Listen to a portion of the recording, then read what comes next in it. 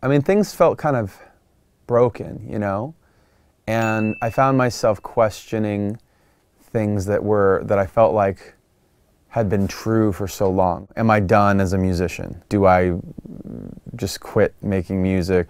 Am I even allowed to? Really sad stuff. And I look back and I go, that's ridiculous. They'll tell you I don't care anymore. And I hope you'll know that's a lie.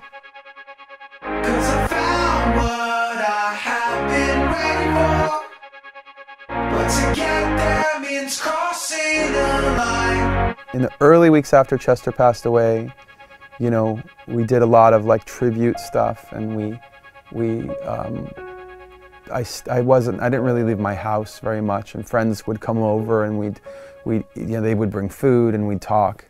And then eventually I started, you know, making a little bit of music, and I would leave the house to go get, you know, lunch or something and maybe go see a friend. And the art, painting and making music, like there's something meditative about that. It makes my brain calm down, and I'm able to look at things with more perspective. Oh, did somebody else define me?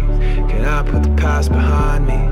Do I even have a decision? Feeling like living in a story already. We made awesome stuff with Chester, and he was great, and he was one of the things I'm very grateful for, and I always try and like focus attention on and celebrate, is that he had such a magnificent voice that was so versatile. I can't be who you are.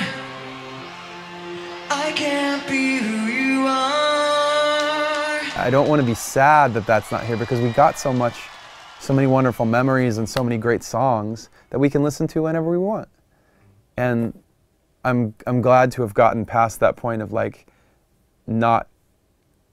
of things not making sense, and now like I have a perspective that works for me. Just like the music, you can hear it in the album, like life starts to move on, right? This is not a goodbye now. I'm not going away. No, I don't have the answers, but I do have the faith. During my set, I play a few Linkin Park songs, just a handful. One moment that's been really nice during the shows is when I do In the End, because I've actually always done it that way. Like for many years I've told the fans at the beginning of that song, you sing Chester's part. I tried so hard and got so far, but in the end, it doesn't even matter. Each night, that's a very memorable and sweet like tribute, you know?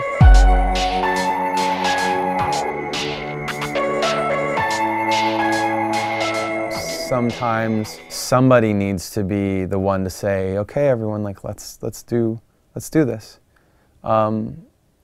It may not be my idea. So for example, the tribute show for Chester, we did a show for him at the Hollywood Bowl, and the first person in the band to suggest it was, I believe it was Dave. And don't resent me when you're feeling empty. Keep me in your memory. Leave out all the rest.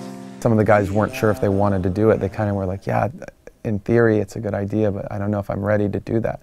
And so I'd help, you know, talk to them until they were ready, hoping that they were. And also like, you can do it, you know, like pump them up a little bit.